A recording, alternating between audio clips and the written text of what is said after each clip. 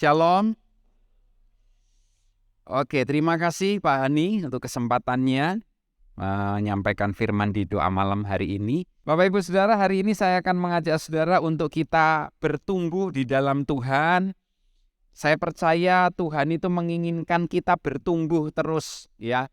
Bertumbuh bukan cuma sekedar bertumbuh, ya Pak saya bertumbuh, saya makan gitu ya, saya minum, saya tambah gede gitu ya, enggak saudara. Tapi secara roh kita ini juga bertumbuh menjadi dewasa di dalam Tuhan, ya. Coba buka dulu ayatnya, Matius 5 ayat yang ke-48. Matius 5 ayat yang ke-48. Oke. Matius 5 ayat 48. Karena itu haruslah kamu sempurna sama seperti Bapamu di surga adalah sempurna. Saudara, kata sempurna di sini ya ada pengertian yang lain yaitu dewasa. Hendaklah kamu dewasa seperti Bapamu di surga itu matang dewasa juga. Ya. Dan yang namanya dewasa itu tidak tiba-tiba, Saudara, tapi itu sebuah proses agar kita menuju kesempurnaan, tujuannya serupa seperti Kristus. Ya. Jadi saudara, kita semua harus belajar untuk terus didewasakan. Bukankah firman Tuhan itu mengatakan bahwa Tuhan itu mempelai pria, kita mempelai wanita. Ya, nanti suatu hari Tuhan menjemput kita sebagai mempelai wanitanya. Nah, kalau wanitanya dijemput, terus wanitanya itu masih kekanak-kanakan, masih ngambekan, masih ngamuan, ngambulan, ya apa saudara? Anda bisa menikah saudara. Ya, saudara kalau cari mantu yang dewasa atau cari mantu yang kekanak-kanakan? Pasti cari yang dewasa saudara. Nah demikian juga Tuhan itu menginginkan kita jadi pribadi yang dewasa. Supaya suatu hari nanti ketika Tuhan datang jemput kita udah siap. Ya, secara roh, secara jiwa kita ini matang di dalam Tuhan. Ya. Nah, ayo kita belajar sama-sama Efesus 4 ayat yang ke-11 sampai ayat yang ke-15. Efesus 4 ayat yang ke-11 sampai ayat yang ke-15. Kita baca ya. Efesus 4 ayat 11 sampai 15. Dan ialah siapa ia di sini? Tuhan, huruf besar, ya. Dan ialah yang memberikan baik rasul-rasul maupun nabi-nabi, baik pemberita-pemberita Injil maupun gembala-gembala dan pengajar-pengajar untuk memperlengkapi orang-orang kudus bagi pekerjaan pelayanan, bagi pembangunan tubuh Kristus. Sampai kita semua telah mencapai kesatuan iman dan pengetahuan yang benar tentang anak Allah, kedewasaan penuh dan tingkat pertumbuhan yang sesuai dengan kepenuhan Kristus. 14. Sehingga kita bukan lagi anak-anak yang diombang-ambingkan oleh rupa-rupa angin pengajaran, oleh permainan palsu manusia dalam kelicikan mereka yang menyesatkan. 15. Tetapi dengan teguh berpegang kepada kebenaran di dalam kasih, kita bertumbuh di dalam segala hal ke arah Dia, Kristus yang adalah kepala. Saudara, Tuhan itu baik sekali, baik sekali.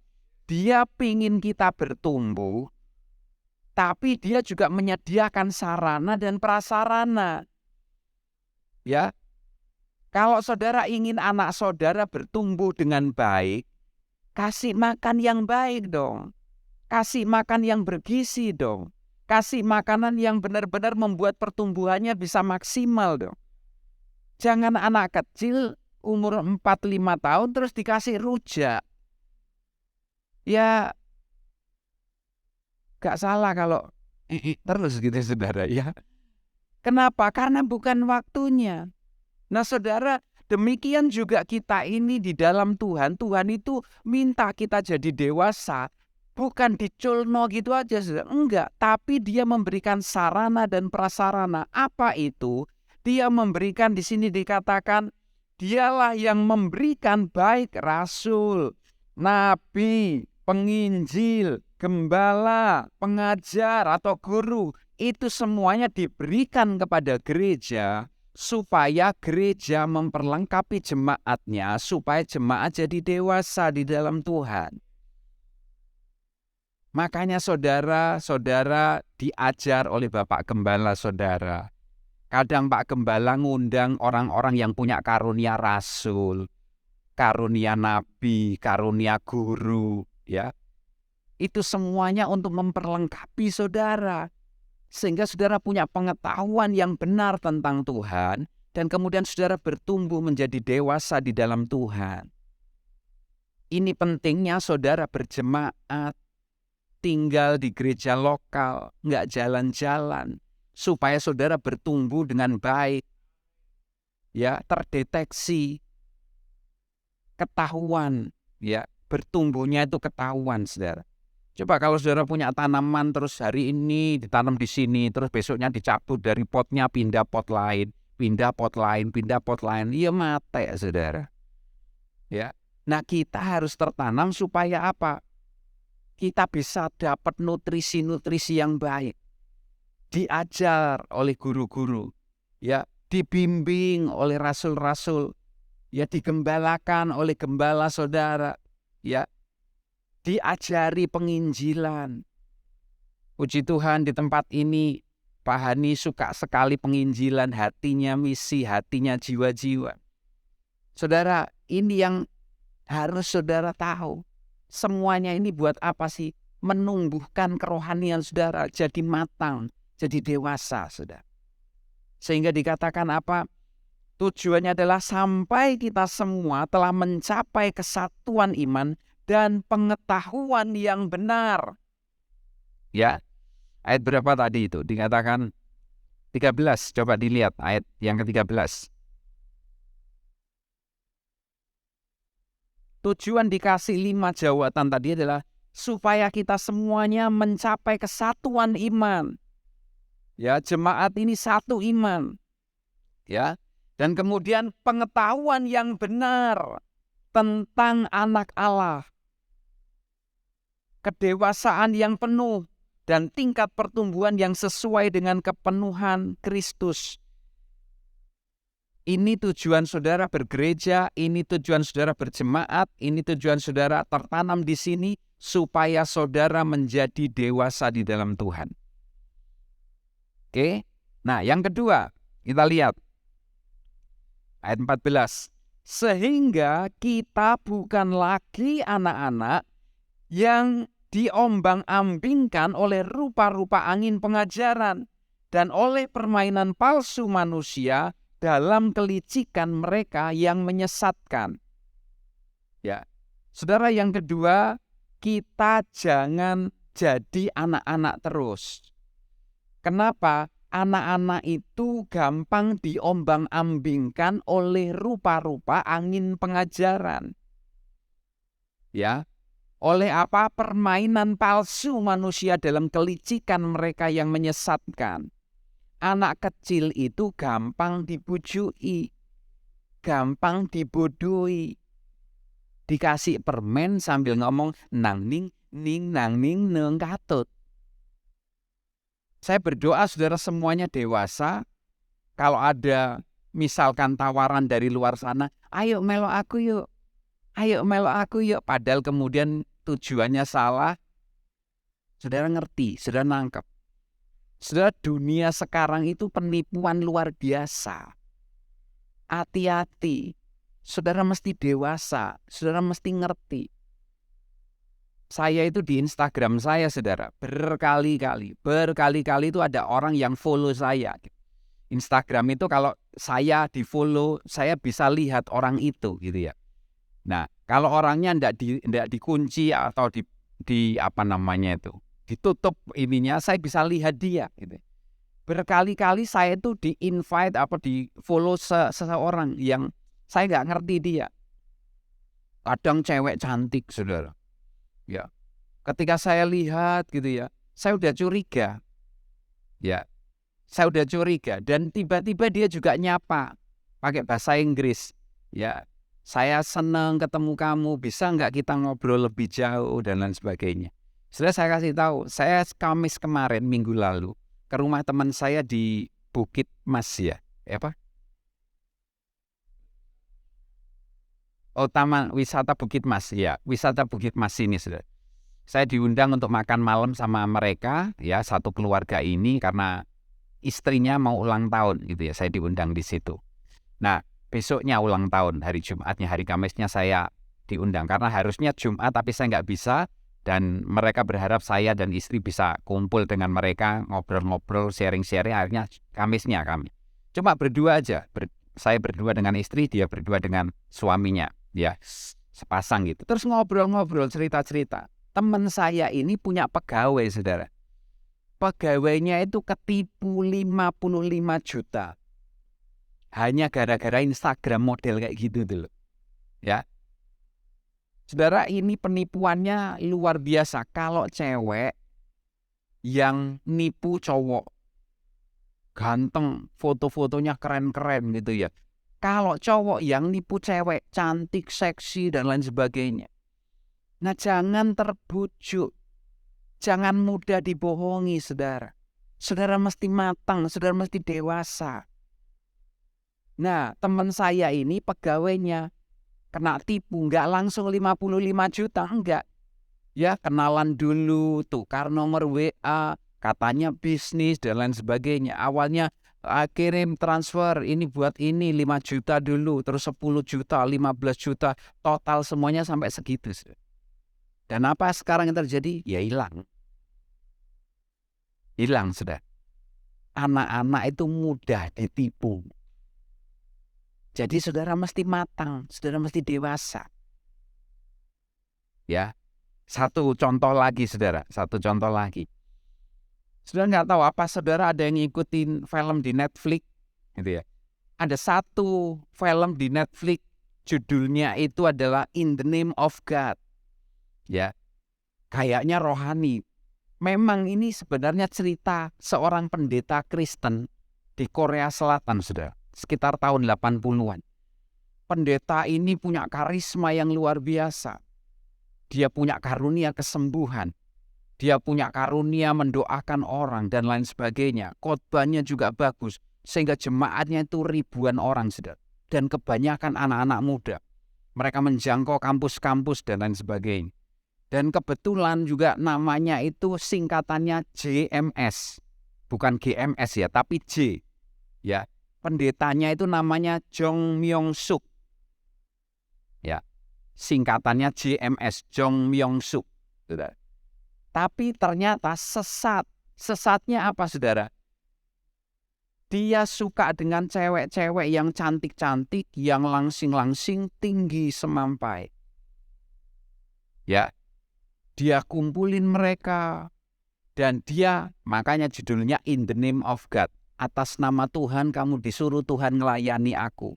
Kamu disuruh Tuhan tidur sama aku. Kamu disuruh Tuhan untuk menemani aku malam hari ini. Dan lain sebagainya.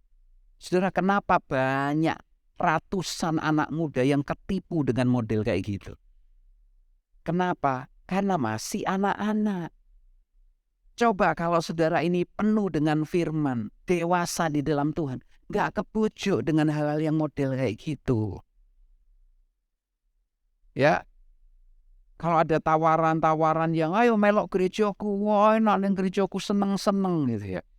Saudara, gereja itu bukan untuk seneng-seneng. Gereja itu untuk nyari, ngerti kehendak Tuhan, lakukan kehendak Tuhan.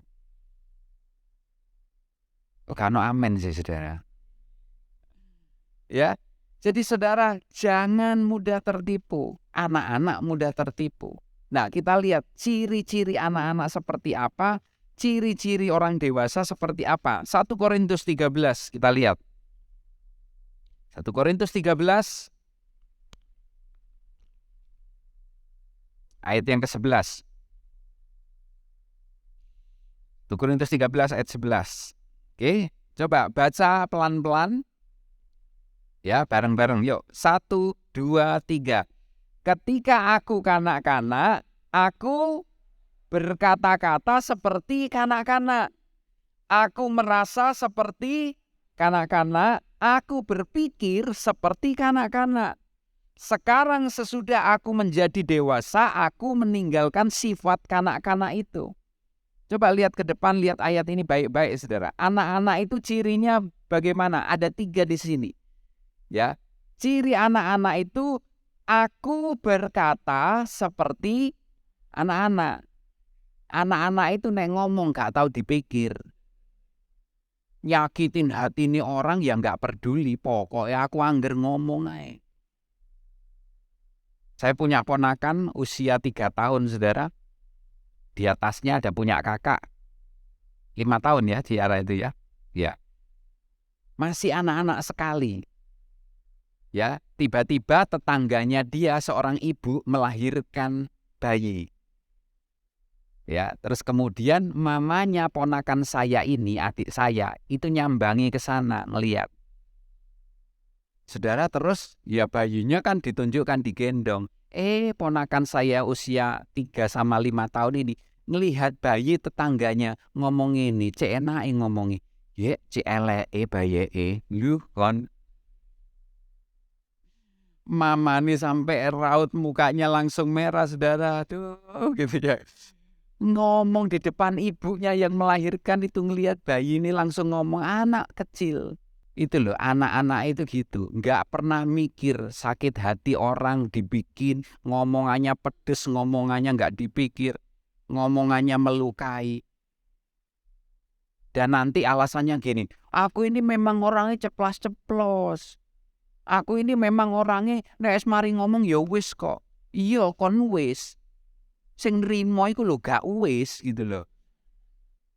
Sing nrimo itu lho belatimu itu sik nancep-nancep ndek sini gitu loh. Terus kamu enake ngomong ya wis kok aku nek wis mari ya mari. Ya kon wis mari gitu loh. Yuk belajar yuk jadi dewasa di dalam Tuhan. Dikatakan di sini aku berkata seperti kanak-kanak. Anak-anak kalau ngomong gak pernah mikir. Tapi kalau orang dewasa, kalau ngomong itu dipikir dulu, dicerna dulu. Ini membangun, ini menguatkan, ini menyembuhkan orang atau menyakitkan. Saya itu loh mau marah sama istri saya saja, tak pikir saudara. Cari kalimat yang terbaik. Mau ngomong bodoh itu tak cari kalimat yang terbaik. Akhirnya cuma nemu kamu kok kurang pinter gitu saudara. Kan rada halus loh timbang bodoh gitu ya. Tak pikir saudara. Jadi yuk belajar yuk. Jangan seperti anak-anak. Anak-anak itu ngomong gak dipikir. Aku berkata seperti kanak-kanak. Yang kedua ciri anak-anak itu apa? Aku merasa seperti anak-anak. Anak-anak itu baperan. Seringkali pakai perasaan. Aku wis gak neng gereja maneh. Lho apa? Pak Hani lho gak tau ndelok aku. Lho, Pak Hani lagi repot ndelok orang sing lain kok hanya karena gak dilihat gembala terus gak ke gereja lagi. Gak dewasa gitu loh saudara. Anak-anak ini ya modelnya gini, ngamuan, ngambekan, ngambulan. Hanya karena hal sepele, ribut. Ya. Sekali lagi contoh, ponakan saya mumpung memang ponakan saya masih kecil-kecil semuanya gitu ya. Oh, Luis tahu ya, ponakan saya kemarin ya, ada 5 kecil-kecil kayak gitu saudara. Ya, ya itu. Ya, yang kecil-kecil itu gampang banget nangis, gampang banget ribut, gampang banget bikin masalah gitu ya. Nah itulah anak-anak. Sukanya apa? Aku merasa seperti anak-anak. Makanya Bapak Ibu Saudara jangan baperan ya. Jangan suka main perasaan. Ya. Memang ibu-ibu wanita itu Tuhan kasih kepekaan di perasaan. Oke, nggak apa-apa, itu bagus saja wong dari Tuhan kok. Tapi saudara mesti mengelolanya itu. Ya. Mengelolanya itu diseimbangkan. Bapak-bapak seringkali pakai logika, nggak apa-apa itu juga bagus juga, tapi diseimbangkan. Apalagi kalau sudah suami istri, mesti ini kan kelebihannya ini kelebihannya itu, ayo diseimbangkan. Ya, bapak-bapak kalau mau bikin keputusan coba ngomong istrinya dulu. Ya, ibu-ibu jangan seringkali main perasaan juga, tanya pertimbangan dengan suaminya. Ya, jadi seimbang akhirnya. Nah, saudara, anak-anak itu seringkali mainnya main perasaan terus. Sehingga kemudian dikit-dikit marah, dikit-dikit kecewa, dikit-dikit iri hati, ya. Bolak-balik minta didoakan kelepasan, gara-gara apa? Saya sakit hati, Pak. Sakit hati kok bolak-balik itu loh. Ya, sekali aja lah sakit hati dilepaskan udah beres. Setelah itu paradigmanya dirubah, cara berpikirnya dirubah, diisi firman Tuhan terus. Sehingga apa? Cara pikir kita, cara pandang kita, tindakan kita sesuai firman. Yang ketiga, saudara, aku berpikir seperti anak-anak. Anak-anak itu berpikir seperti anak-anak itu artinya egois. Pokoknya aku, yang penting aku, semuanya serba aku. Itu anak-anak, saudara. Ya, itu anak-anak. Ponakan saya kalau main ke rumah temennya, ke rumah tetangganya dia selalu ambil mainan temennya dan bilang, iki pekku, iki pekku. Anak-anak ya gitu. Tapi orang dewasa nggak seharusnya kayak gitu. Ya, orang dewasa nggak main perasaan. Orang dewasa itu dikatakan punya prinsip yang teguh dalam kebenaran firman. Orang dewasa itu apa, saudara? Bertanggung jawab. Ya, bukan cuma ego aja yang digedein, tapi tanggung jawab. Saudara, saya jelaskan ya, tanggung jawab itu bukan di akhir saja. Tanggung jawab itu sejak awal. Ya, sejak awal itu tanggung jawab.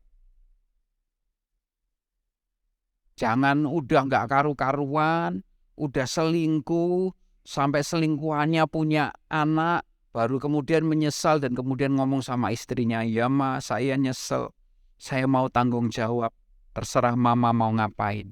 Hei, tanggung jawab itu nggak kayak gitu. Tanggung jawab itu gini loh, engkau mau selingkuh, mikir dhisik, iku tanggung jawab.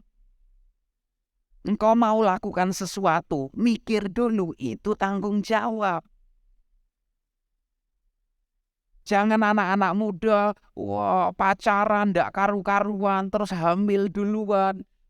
Terus setelah hamil baru ngomong sama orang tua yang perempuan, ya om, maaf om, kami salah, saya mau tanggung jawab kok om.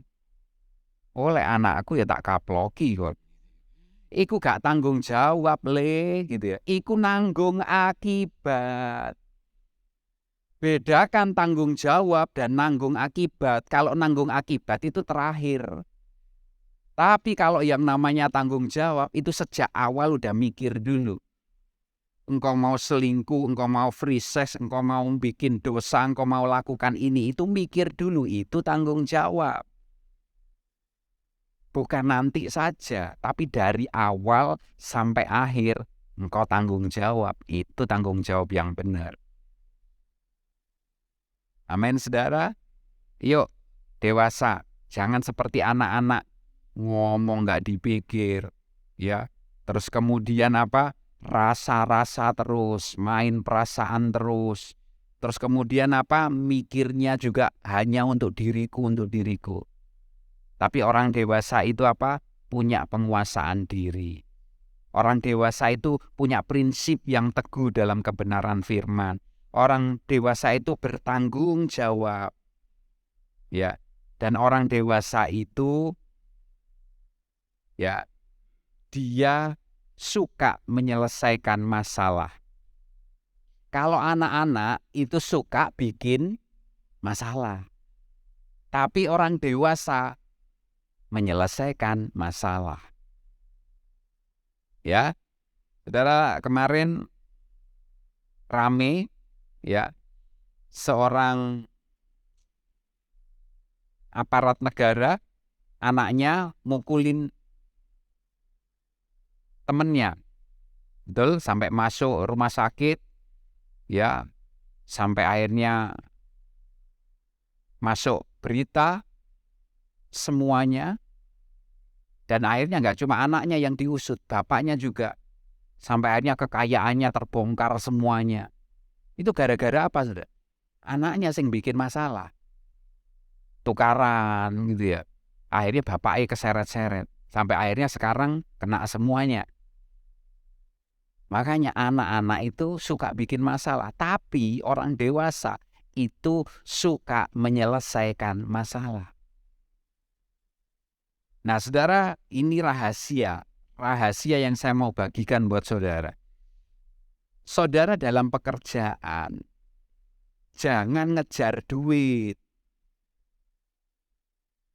Fokus kita waktu bekerja, fokusnya gini, selesaikan masalah yang ada. Kalau Saudara jadi orang yang menyelesaikan masalah, duit ngejar Saudara. Ya, saya kasih contoh. Saudara, dalam bulan ini saja, ini masih berjalan berapa hari. Ya, saya diundang oleh sebuah perusahaan itu ulang tahun, ya. Terus kemudian saya nyampaikan firman di sana. Tujuan saya bukan PK.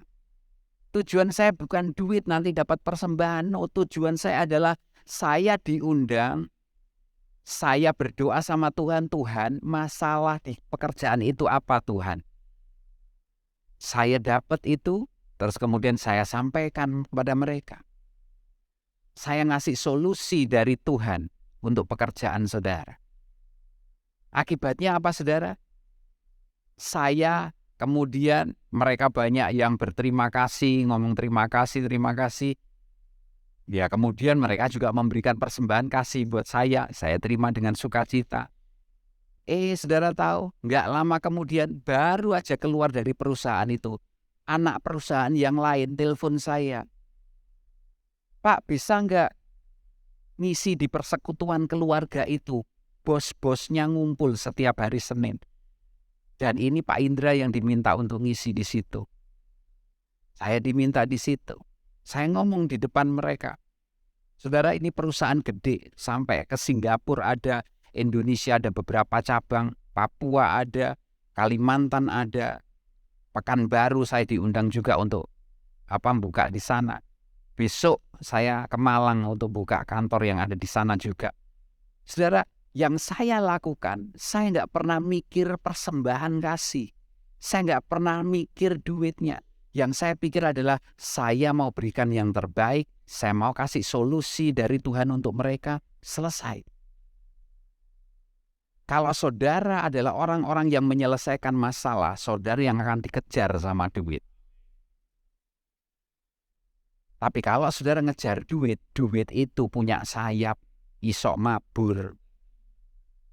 Dan saudara nggak akan pernah dapat. Jadi ini loh rahasianya. Apapun kerjaan saudara, jangan mikir duit dulu.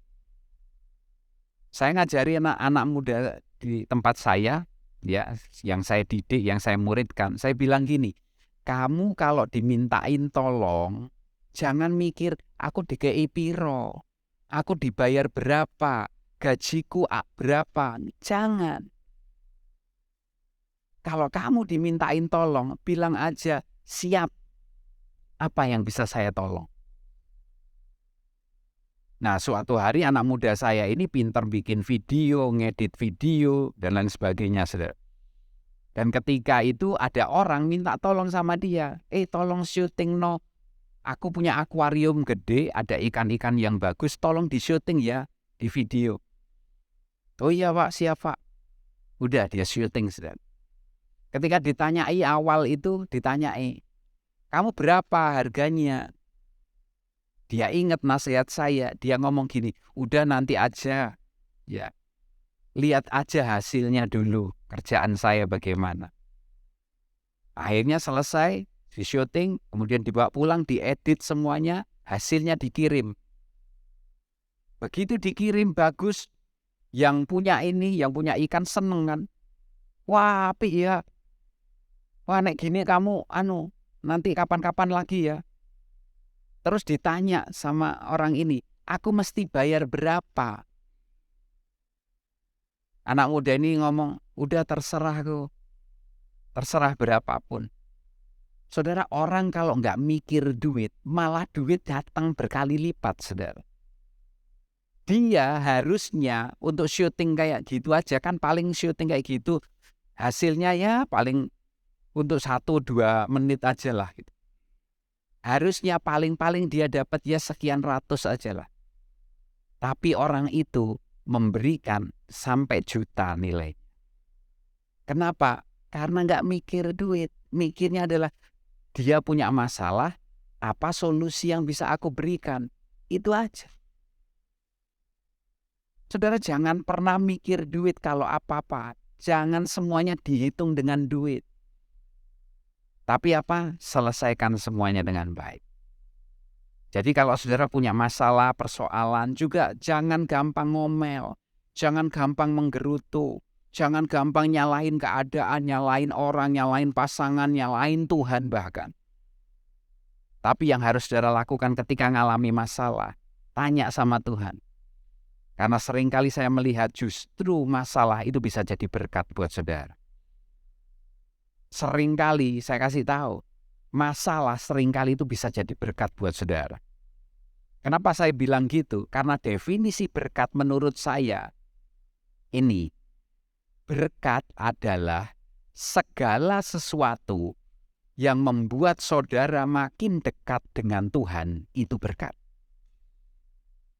Saya ulangi ya, berkat adalah segala sesuatu yang membuat saudara makin dekat sama Tuhan, itulah berkat.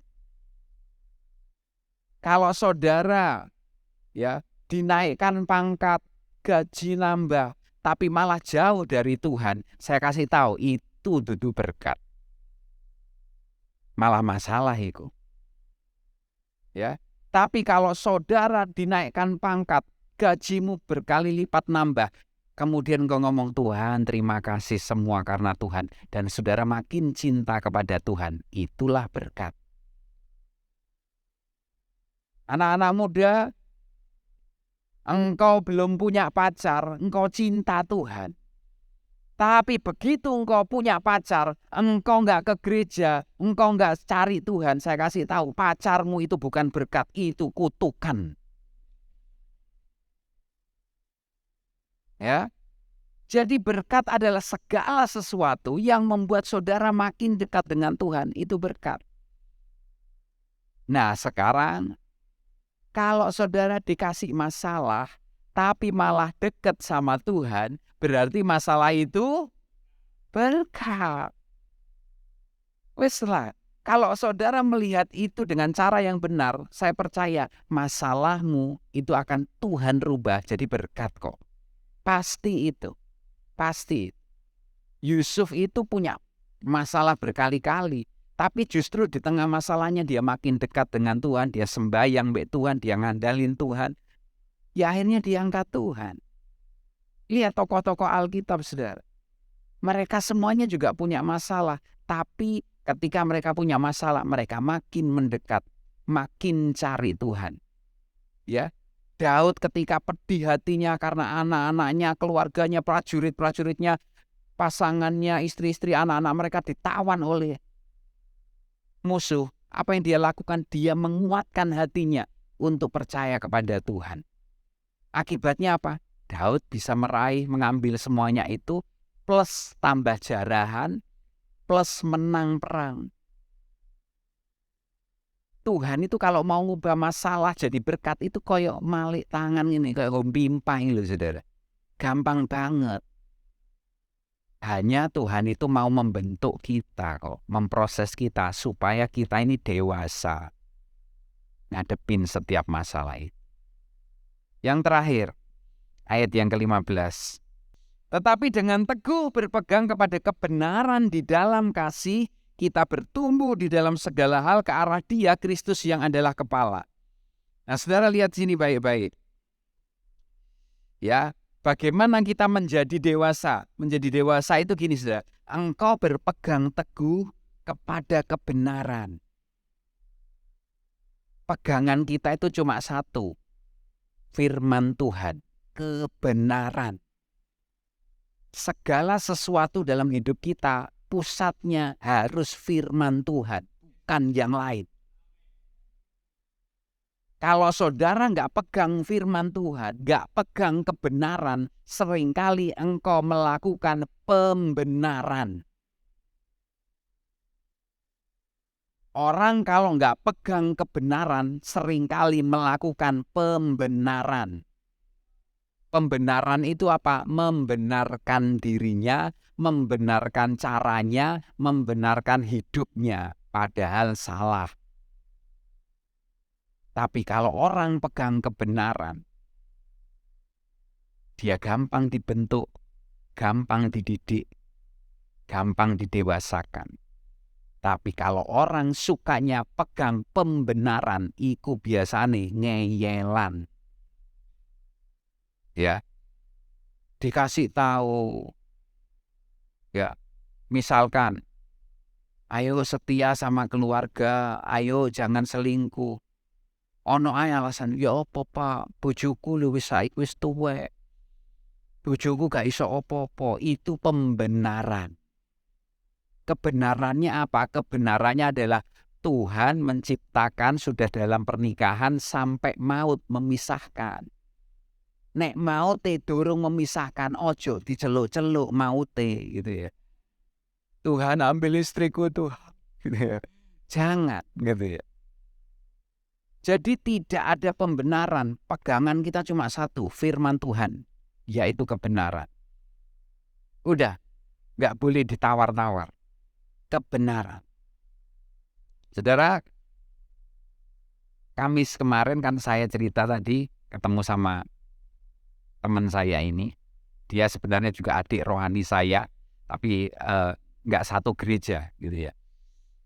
Terus teman saya ini cerita, saudara. Kita ketika mau pulang dia cerita, Kak kita ngalami gini-gini. Salah satu ceritanya adalah gini, saudara. Kita ngalami gini, Kak. Suaminya itu kan makelar gitu, saudara. Ya, makelar tanah, makelar rumah dan lain sebagainya. Termasuk makelar kapal. Jadi ceritanya dia punya orang yang punya kapal. Dan dia sudah punya pembeli juga. Orang dari Jakarta kaya raya, saudara. Uangnya sampai triliunan katanya, saudara. Dan untuk beli kapal ini yang nilainya katanya 17 miliar, itu wis gampang lah gitu. Dan teman saya itu udah deket sama bapak ini gitu ya, yang punya duit banyak ini dan yang katanya mau beli kapal ini. Dia udah deal, harganya udah deal. Tinggal bayar gitu aja. Nah di pertemuan terakhir itu, sebelum dia mau beli itu, bapak ini ngomong gini, ya bapak ini udah cukup tua usianya. Dia ngomong sama teman saya nih, teman saya masih muda banget gitu ya. Dia ngomong gini, kamu bisa nggak carikan saya? Carikan apa Pak? Bisa saya bantu gitu ya. Yo apa untuk 17 M ya pasti dibantu ya gitu ya. Nah terus bapak ini ngomong gini, ini gini loh. Saya tuh pingin cari simpenan. Maksudnya Pak gitu ya. Terus bapak ini bilang gini, istri saya itu udah nggak bisa apa-apa. Dia punya anak, anaknya udah gede dan udah punya usaha sendiri, ninggalin dia. Jadi dia tinggal cuma berdua dengan istrinya, tapi istrinya sakit dan nggak bisa apa-apa. Bisa nggak kamu carikan simpenan buat saya? Anak muda saya ini cinta Tuhan. Dia pegangannya firman Tuhan. Terus dia ngomong gini, oh gini aja Pak, saya doakan supaya istri Bapak sembuh. Jadi bukan nyarikan, tapi mendoakan supaya istrinya sembuh dan sehat lagi aja Pak. Saya doakan seperti itu Pak. Sudah tahu?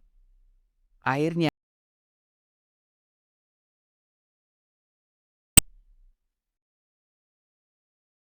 saya kasih tahu ya, kadang pegang kebenaran itu koyoke rugi. Tapi integritas kita diuji di situ.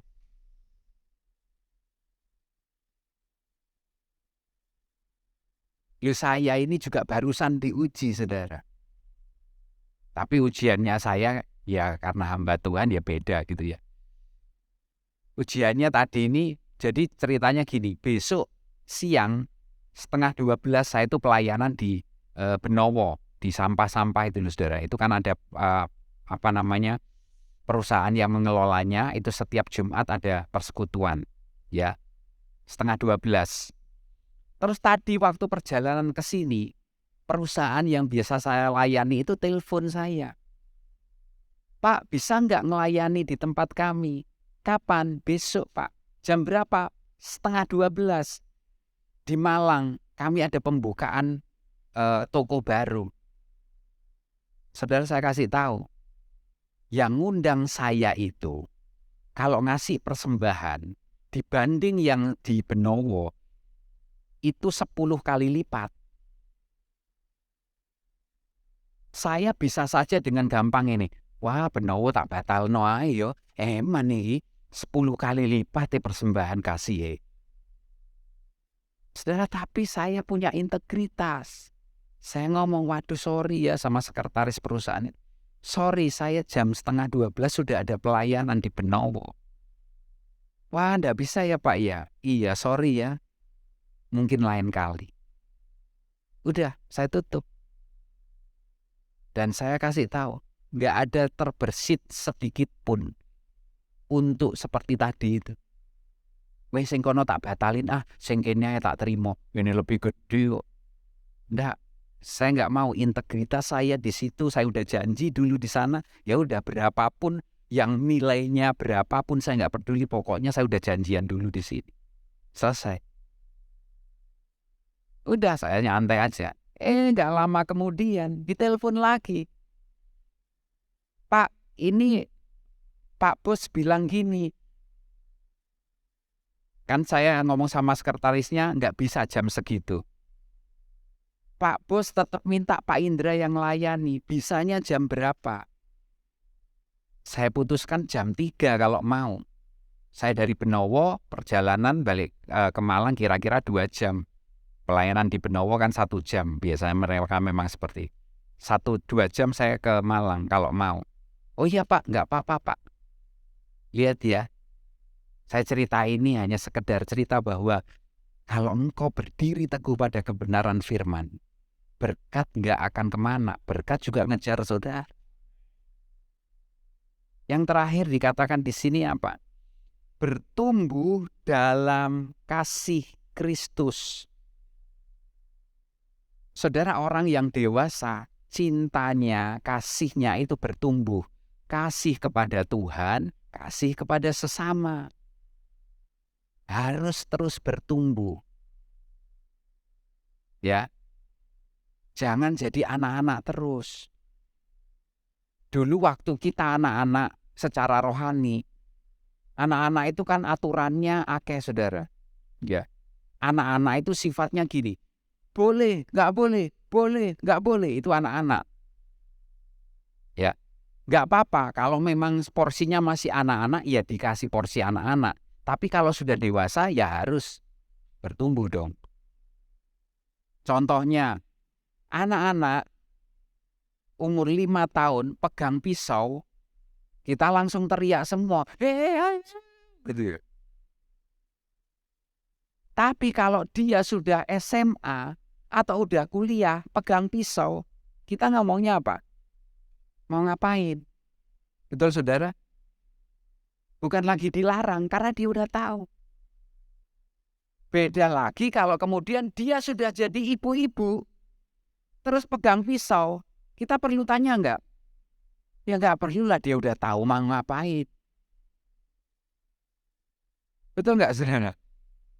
Nah, kita harus bertumbuh. Dulu anak-anak kita pengertiannya gitu, ya enggak apa-apa. Tapi kita mesti meningkat.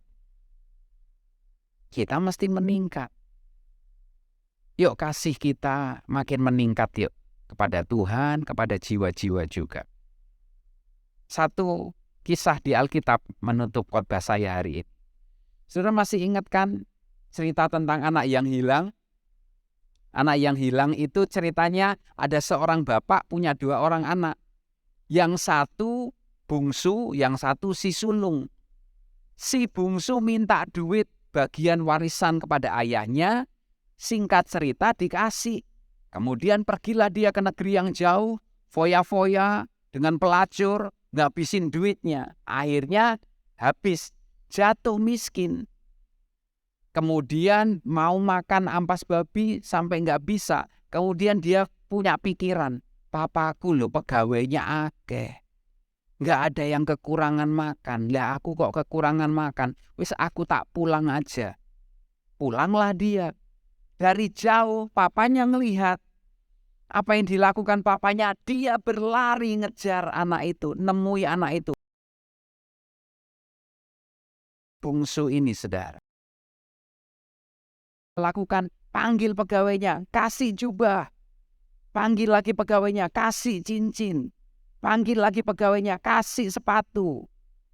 Dikembalikan posisinya sebagai anak. Nah, saya mau ajak saudara lihat si sulung. Anak yang sulung lagi kerja nih di ladang. Terus sorenya dia pulang. Ketika dia pulang, dia lihat apa saudara? Loh kok rame-rame rumahku? Ada pesta. Ini ada apa ini? Tanya sama pegawainya, ayo no opo iki? Pegawainya ngomong apa? Adikmu pulang. Saudara tahu apa yang terjadi sama anak sulung ini? Adiknya pulang, bukannya sukacita, malah marah. Dia nggak mau masuk rumah. Dia tunggu di luar merengut. Apa yang terjadi saudara? Papanya keluar, nemui anak sulung itu. Mungkin papanya ngerangkul anak itu, opo osiku, gitu ya. Nek Mandarin, gitu ya. Opo ose mas, opo omas. Tapi kakaknya ini apa sudah? Enggak. Gak usah ngerangkul-ngerangkul, Pak. Ya. Opo ose, ya opo kok ngamuk. Gitu. Dia jelasin, papa ini ya apa sih? Adik itu wis ngentekno duwe. Adik itu loh, wis bikin malu keluarga. Adik wis kayak gitu, Pak. Kok dia balik papa terima itu loh. Ya apa sih papa ini? Saudara, kasih kita mungkin masih kekanak-kanakan gitu. Tapi yuk naik lagi yuk. Papanya itu pingin ngajak anak sulungnya ini untuk punya kasih seperti dia. Mungkin papanya ngomong gini, Mas, dia itu adikmu. Ya opo dia itu anakku. Mosok dia balik tak buang. Aku yo sayang tombe adikmu. Ayolah. Saudara, anak sulung ini sedang diajak naik cintanya. Supaya dia bisa melihat adiknya seperti papanya melihat adiknya. Dan saya kasih tahu. Engkau kalau melihat orang berdosa, engkau harus punya mata seperti Tuhan. Bukannya menghakimi, bukannya benci, tapi kasihmu mesti gede buat mereka. Kalau ada jemaat family blessing yang udah lama nggak datang, terus kemudian datang, ojo terus ngomong ini, loh seorep kon. Jangan saudara. Anak yang hilang dia pulang sambut. Kasih pelukan, kasih aduh aku seneng lihat kamu dek sini. Aduh aku suka cita ketemu kamu dek sini.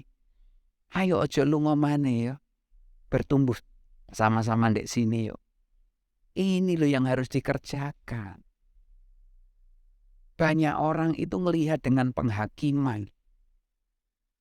Saya kasih contoh. Tolong ini contoh diperhatikan baik-baik. Saya bukannya setuju dengan tindakannya. Contohnya adalah kalau ada rumah tangga yang bercerai, kita seringkali apa? Wes dibuang aja. Saudara, bukannya saya setuju dengan perceraiannya. No, saya juga nggak setuju dengan perceraian. Tapi orang yang sedang alami kayak gitu, saudara harus punya kasih buat mereka. Kalau perlu dampingi, sehingga mereka keluarganya nggak jadi cerai, nggak jadi hancur. Saya punya anak muda yang saya berkati. Waktu menikah saya yang mengkonseling, waktu menikah saya yang memberkati. Sudah tahu, menikah baru 8 bulan, jaluk pegatan. Saya melok pusing, saya melok bersalah. Aku salah opo yo ngonseling. Baru 8 bulan minta pegatan. Aduh Tuhan, aku rasanya juga ya opo gitu saudara. Apa yang saya lakukan? Saya ke rumahnya sama istri saya. Sampai pulang jam 1 malam saudara. Dampingin mereka, berusaha damaikan mereka. Akhirnya saya juga bawa mereka, undang mereka ke rumah, ngobrol, opo kamu ini. Kemarin waktu konseling kok ya baik-baik, nggak ada yang ditutup-tutupi, sekarang kok minta pegatan. 8 bulan. Wah, podo ngeyele saudara, nggak mau ngalah. Ya udah, saya cuma terus doakan dia. Ya, saya dekat sama si cowok, karena si cowok itu saya bina sejak muda, sejak belum menikah. Jadi saya terus ngomong sama dia, kamu sing sabar ya, kamu sing ngalah ya, kamu lakukan firman ya, dan seterusnya. Sampai suatu hari, Tuhan itu bekerja. Mereka akhirnya balik lagi, pulih lagi, rukun lagi. Nggak jadi pegatan. Saya melok untung. Aduh, gak rugi aku ngonseling wingi gitu ya. Ya, tapi justru disitulah saya melihat bahwa semua karena Tuhan. Bukan kepintaran kita ngonseling, bukan jagonya kita, semua karena Tuhan. Kasih karunia Tuhan. Jadi saudara, yuk bangun hidup kita dewasa di dalam Tuhan, ya. Caranya gimana? Pegang teguh firman Tuhan. Pegang teguh firman Tuhan. Yang kedua dikatakan cintamu, kasihmu kepada Tuhan dan sesama harus terus ditingkatkan. Tuhan memberkati Bapak Ibu Saudara. Ayo kita berdoa yuk.